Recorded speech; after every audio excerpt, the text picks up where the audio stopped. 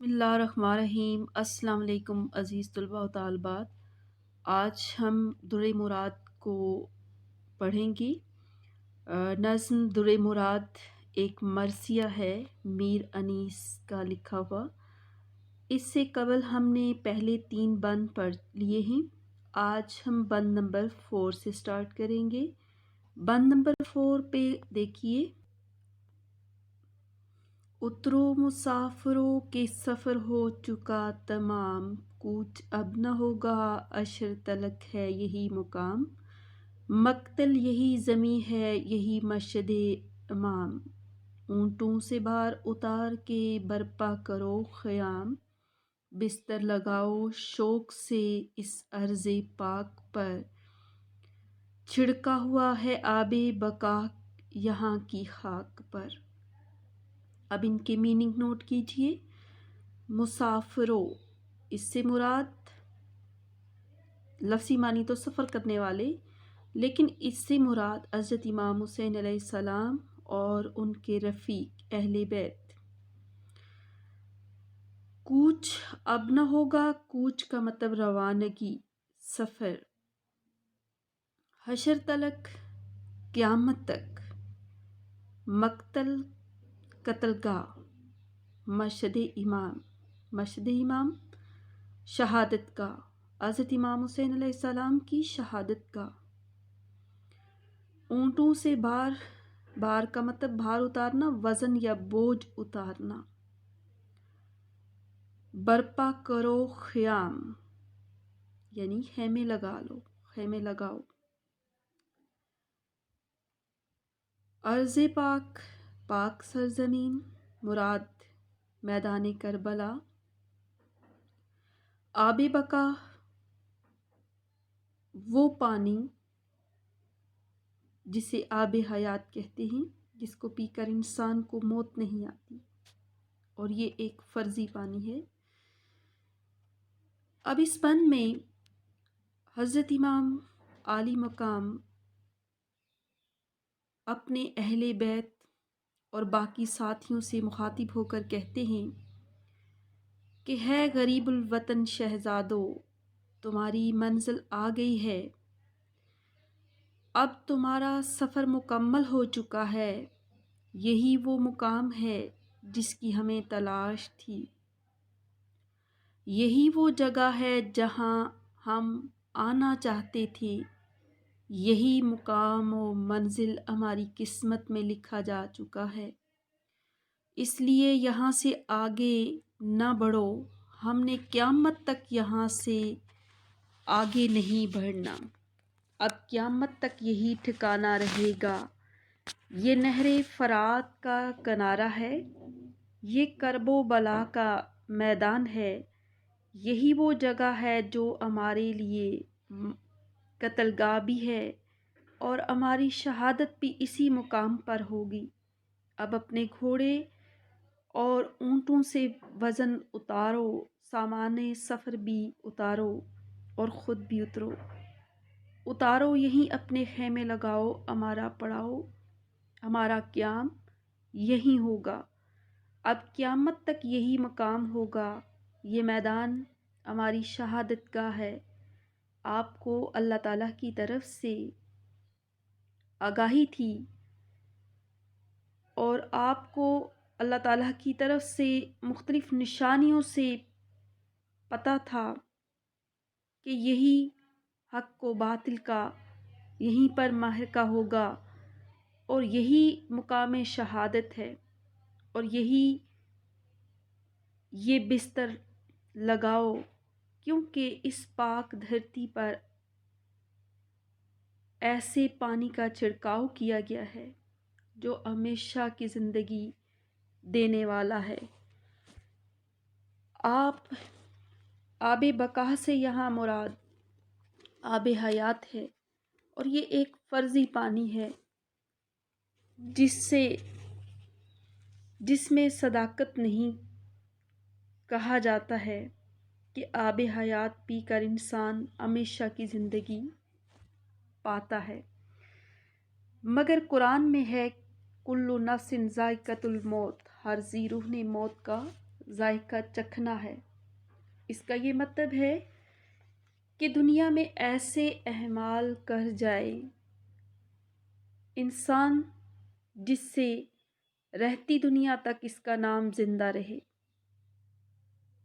جس طرح حضرت امام حسین علیہ السلام کو 1400 سال سے زیادہ عرصہ ہو گیا ہے، لیکن ان کا نام آج بھی زندہ ہے اور قیامت تک زندہ رہے گا، اور یہی آب بقا ہے۔ اس لیے حضرت امام عالی مقام نے اپنے ساتھیوں سے کہا کہ خوشی سے یہاں اس ارض پاک پر خیمے اور بستر لگاؤ، یہی قیام کرنے سے، یہاں پہ قیام کرنے سے ہمیشہ کی زندگی ملے گی۔ یعنی زمانہ اس بات کی شہادت دے گا کہ حضرت امام عالی مقام حضرت امام حسین علیہ السلام ایک عالی مقام نے یہ زندگی دین کی سر بلندی کے لیے وقف کر دی اور ظالم کے سامنے سر نہ جھکایا، شہادت کو گلے لگا کر ابدی زندگی حاصل کی۔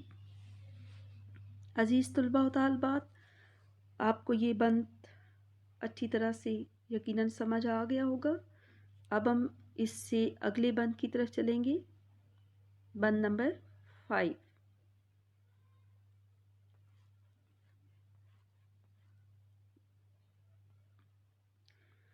بند نمبر 5 میں توشہ مسافروں کا یہی اور یہی ہے زاد، یہ خاک آب خضر سے رتبے میں ہے زیاد، طوفان میں اس کو ڈالے گا جو مرد خوش نہاد، لے آئے گی ہوائے موافق در مراد، دیکھے گا یاس میں کرم کار ساز کو، تھامے گا دست موج سے دریا جہاز کو۔ اب اس میں میننگ نوٹ کیجئے۔ توشہ کا مطلب ہوتا ہے مسافروں کا کھانا، اور اس میں زاد کا مطلب زاد راہ، یعنی سامان، سفر سامان جو سفر میں استعمال کے لیے لے کے جایا جاتا ہے۔ آب خضر آب حیات، اور زیاد کا مطلب زیادہ یا کثرت، خوش نہاد خوش قسمت، ہوائے موافق مناسب ہوا، کرم کار ساز کام بنانے والے کی مہربانی، یاس نا امیدی، اور دست موج لہر کا ہاتھ، دست ہاتھ کو کہتے ہیں موج لہر، در مراد مقصد مطلب چاہت کا موتی لفظی معنی۔ اب اس بند میں حضرت امام حسین علیہ السلام کا اپنے جانسار ساتھیوں سے خطاب ہے، جس میں آپ فرماتے ہیں کہ دوستو، ہم سب مسافر ہیں، اور مسافر اپنے ساتھ زاد راہ لے کر چلتے ہیں، اور ہمارا زاد راہ یعنی راستے کا خرچ یہ ہے کہ ہم اللہ تعالیٰ کی راہ میں ایک عظیم قربانی دے دیں، اور اس قربانی کے سب سے عظیم مٹی خاک کربلا ہے، اور یہ آب حیات سے بھی زیادہ قیمتی ہے۔ اس کا مرتبہ اور عزت بہت بلند ہے۔ جس طرح آب حیات کو پی کر انسان ہمیشہ کی زندگی پاتا ہے، اسی طرح یہاں اس مقام پر شہادت کا رتبہ پا کر حضرت امام حسین علیہ السلام کو ابدی زندگی ملی۔ اس کربلا کی خاک پر ہماری شہادت سے منزل مراد حاصل ہوگی، جس میں اللہ تعالیٰ اور اس کے رسول صلی اللہ علیہ وآلہ وسلم کی رضا حاصل ہوگی۔ یہ دنیا کی سب سے بڑی اور عظیم قربانی ہوگی، اور جو شخص یہاں قربانی دے گا ہر کڑی سے کڑی آزمائش پر پورا اترے گا۔ یہ خاک اس کے لیے در مراد ثابت ہوگی، یعنی قیمتی موتی کی مانند ہوگی، اسے اللہ تعالیٰ کی خوشنودی حاصل ہوگی، اور وہ یہ راہ ایسی ہے کہ اس راہ پر چلنے والے کبھی ناکام نہیں ہوں گے۔ جو نیک سعادت شخص اس میدان میں قدم رکھے گا، کامیابی اس کے قدم چومے گی اور دنیا کی ہر سختی خود بخود اس کی راہ سے ہٹ جائے گی۔ جب کسی وجہ سے وہ نا امید ہو جائے گا تو اللہ تعالیٰ خود ہی اس کی مدد فرمائے گا۔ ایسے میں جو چیزیں اس کے خلاف ہوں گی وہ خود ہی اس کی مدد کے لیے آگے بڑھ آئیں گی۔ وہ لہریں جو جہاز کو ڈبونے کا سبب بنتی ہیں، وہی جہاز کو تھام کر کنارے پر لے آئیں گی۔ اللہ تعالیٰ ہر چیز پر قادر ہے، وہی مشکل کشا ہے اور وہی کار ساز ہے۔ عزیز طلباء و طالبات، اس بند پہ آپ اس کو ذہن نشین کر لیجئے، اور اس کے بعد ہم بند نمبر 6 پہ چلیں گے۔ بند نمبر 6 دیکھیے۔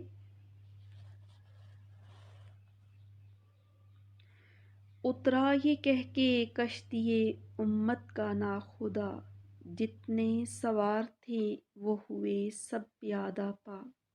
حضرت نے مسکرا کے یہ ہر ایک سے کہا، دیکھو تو کیا ترائی ہے، کیا نہر کیا فضا۔ اکبر شگفتہ ہو گئے صحرا کو دیکھ کر، عباس جھومنے لگے دریا کو دیکھ کر۔ اب اس بند میں میننگ غور کیجیے۔ ناخدا، کشتی باب، یہاں پہ ملح کو کہتے ہیں۔ پیادہ پا کا مطلب ہے پیدل چلنے والے۔ ترائی، نمی والی جگہ۔ شگفتہ، خوش، شادمان۔ نہر سے مراد نہر فرات۔ جھومنے لگے، خوش ہو گئے۔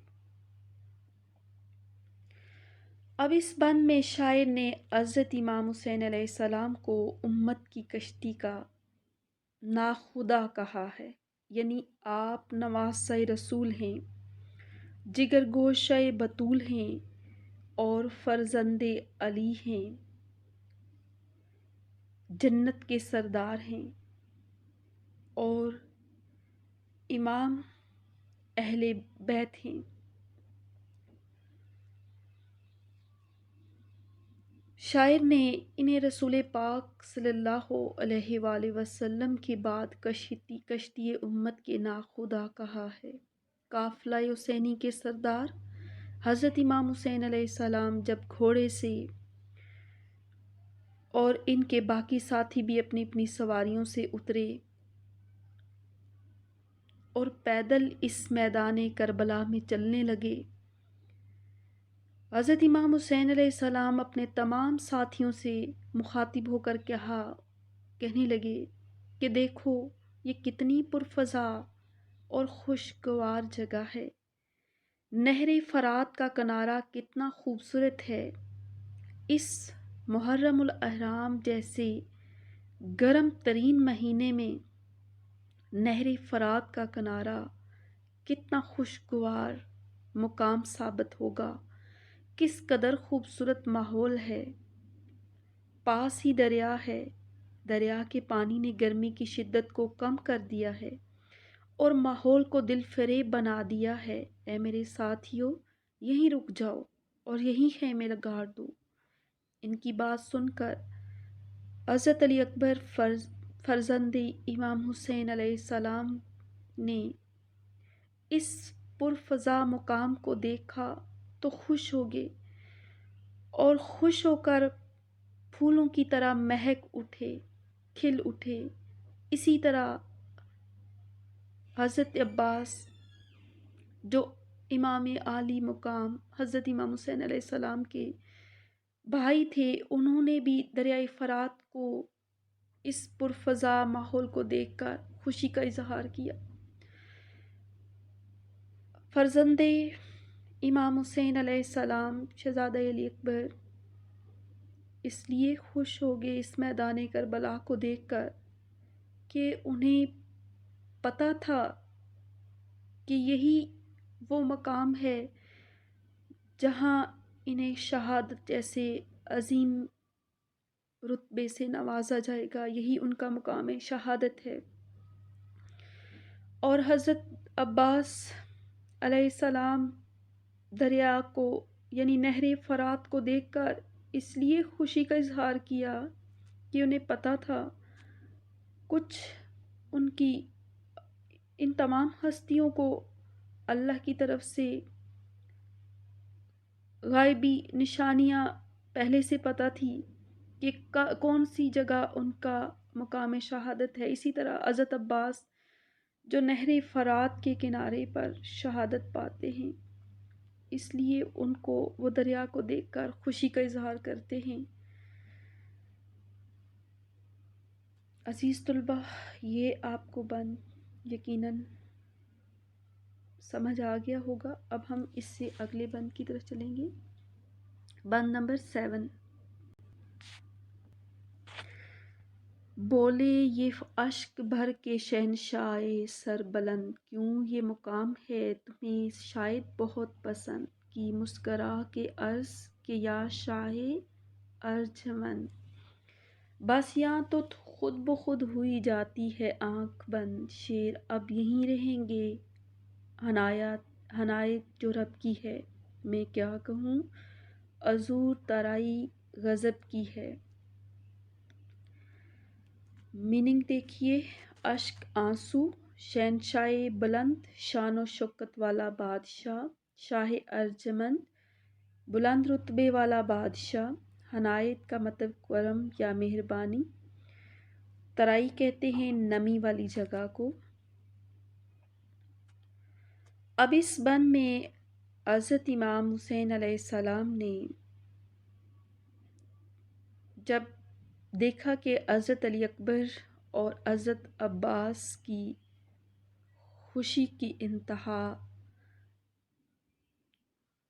تو حضرت امام حسین علیہ السلام کے آنکھوں میں آنسو آ جاتے ہیں، اور انہوں نے اپنے ساتھیوں سے مخاطب ہو کر کہا کہ یہ جگہ، یہ میدان کربلا تمہیں شاید بہت پسند آ گیا ہے، اور وہ جانتے تھے کہ اس خاک میں ان عظیم ہستیوں کی قربانیاں پیش کی جائیں گی۔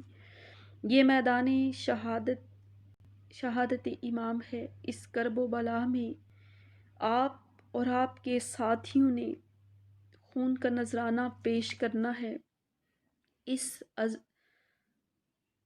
اس لیے حضرت امام عالی مقام نے اپنے ساتھیوں سے کہا کہ میں دیکھ رہا ہوں کہ تمہیں یہ جگہ بہت پسند آ گئی ہے، اس لیے بہت خوش نظر آ رہے ہو۔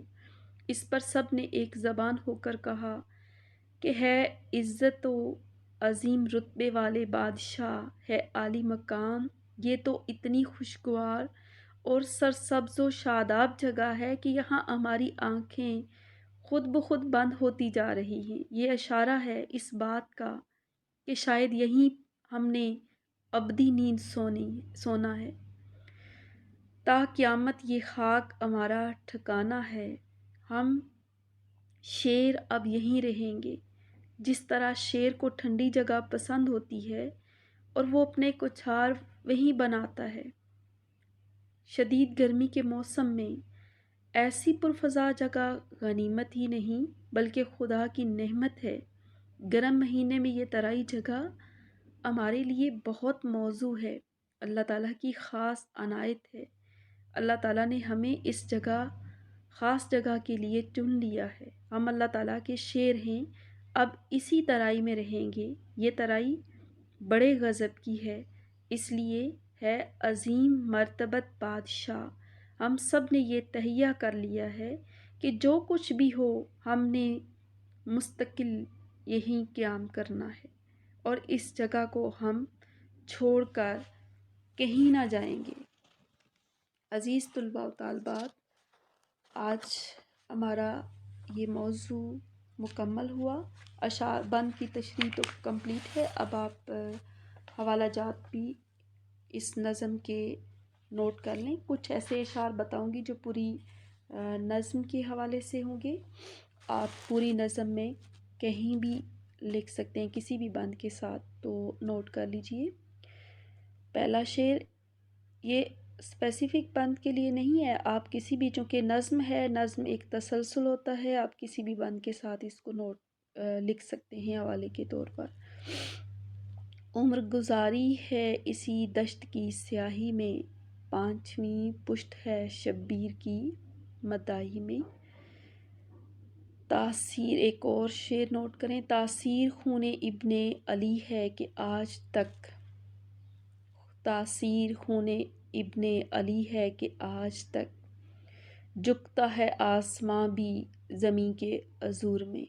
یہ پہلے بند کے ساتھ بھی آ سکتا ہے، اسپیسیفک بھی۔ اس کے بعد ایک اور نوٹ کریں، اے قافلے والو یہ ٹھہرنے کی جگہ ہے، اے قافلے والو یہ ٹھہرنے کی جگہ ہے، خیمے کرو برپا یہ اترنے کی جگہ ہے۔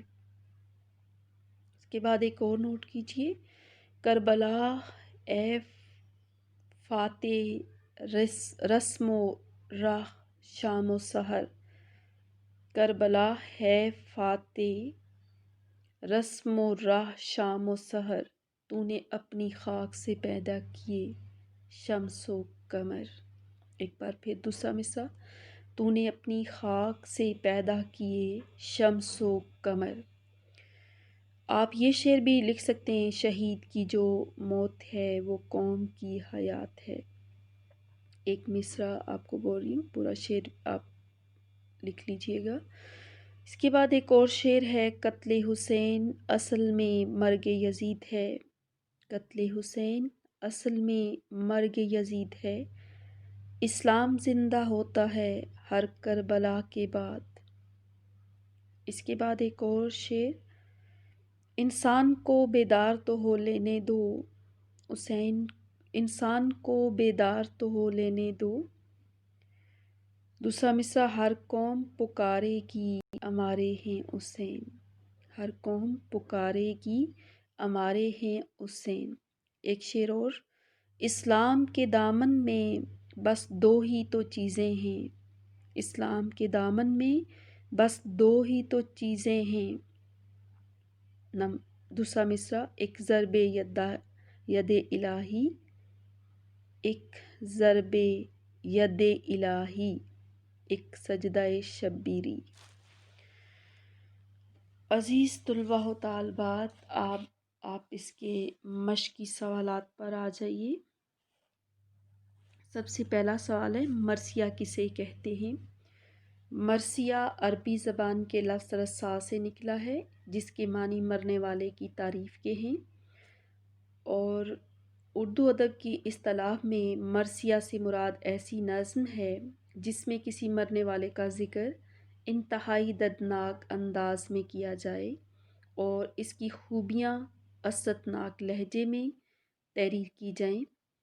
مرثیہ پوری قوم کے مذہبی جذبات کا آئینہ دار ہوتا ہے۔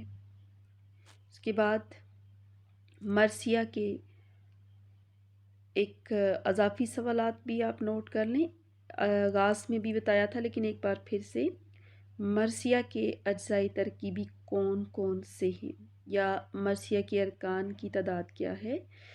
اس میں آپ کو آغاز میں نے ڈیٹیل کے ساتھ بتایا ہے، آپ پہلے لیکچر کو سن سکتے ہیں دوبارہ سے، ابھی میں صرف نام بتا دیتی ہوں۔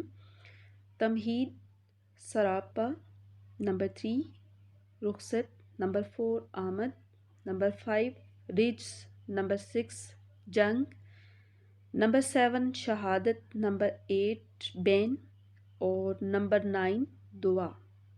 اس کے 9 اجزاء ہیں، اور دعا جو ہے وہ اکثر مرثیے میں نہیں ہوتی، لیکن دعا بھی ایک رکن ہے۔ اب ہم کوسچن نمبر 3 پہ دیکھتے ہیں، اس مصرعے کی وضاحت۔ در مراد پایا بڑی خاک چھان کے، اس میں اس کا پایا در مراد بڑی خاک چھان کے، یہ مصرع ایسے ہے، اس کی وضاحت نوٹ کر لیجئے۔ درِ مراد کے لفظی معنی قسمت کا موتی ہیں۔ اس مصرعے سے مراد یہ ہے کہ حضرت امام حسین علیہ السلام اور ان کے ساتھی میدان کربلا میں پہنچ گئے ہیں، یہی ہمارے لیے درِ مراد ہے۔ یہ وہ موتی ہے جسے ہم نے بڑی خاک چھان کر تلاش کیا ہے، بڑی محنت سے تلاش کیا ہے۔ یہ ہماری خوش قسمتی ہے کہ ہم نے اس شہادت گاہ کو پا لیا ہے، یہ ہماری منزل ہے، یہی درِ مراد ہے۔ اس کے بعد نیکسٹ ہے، اپنے جملوں میں اس طرح استعمال کریں کہ مفہوم واضح ہو جائے۔ میں الفاظ پڑھ کے میننگ بھی بتا دیتی ہوں اور جملہ بھی آپ کو بتا دیتی ہوں۔ خلد بری، جنت، ٹھیک ہے، جنت جیسا۔ وادی کشمیر خلد بری کی مانند ہے۔ سعادت نشاں، عظمت کا نشان۔ سعادت نشاں اولاد اپنے والدین کے لیے شہرت و ناموری کا باعث ہوتی ہے۔ آب بقا، ہمیشہ آب حیات اس کو کہتے ہیں، جو ایسا پانی، فرضی پانی جو پی کر ہمیشہ زندہ رہیں۔ قافلہ حسین کے لیے کربلا کی سرزمین بھی آب بقا کی طرح تھی۔ ناخدا ملہ، شاعر نے حضرت امام حسین علیہ السلام کو کشتی امت کا ناخدا کہا ہے۔ عنایت، مہربانی، ہمیں اللہ تعالیٰ کی عنایت کا طلبگار رہنا چاہیے۔ پیادہ پا، پیدل چلنا، ہم نے پیادہ پا ہی سارا سفر طے کر لیا۔ اس کے بعد ہے نیکسٹ کوسچن نمبر، یہ کوسچن نمبر 5 تو دوسرا مصرع آپ دوبارہ سے نظم کی مدد سے کر سکتے ہیں۔ نمبر 6 کوسچن پہ ہم چلتے ہیں۔ کلام میں کوئی ایسی بات کرنا یا وجہ بیان کرنا جو در حقیقت اس کی وجہ نہ ہو، لیکن وہ وجہ کلام میں خوبصورتی پیدا کرتی ہو، صنعت حسن تعلیل کہلاتی ہے۔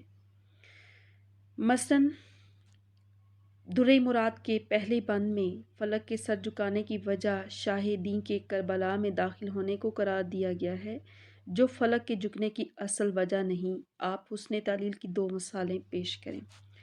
عزیز طلباء و طالبات، اس کی 2 مثالیں آپ نوٹ کر لیں۔ سر جھک گیا فلک کا یہ اوج زمیں ہوا، سر جھک گیا فلک کا یہ اوج زمیں ہوا۔ دوسرا مصرع، خورشید محو حسن حسین اسیں ہوا۔ ایک اور نوٹ کریں، پیاسی جو تھی سپائے خدا 3 رات کی، پیاسی جو تھی سپائے خدا 3 رات کی، ساحل سے سر پٹکتی تھی موجیں فرات کی۔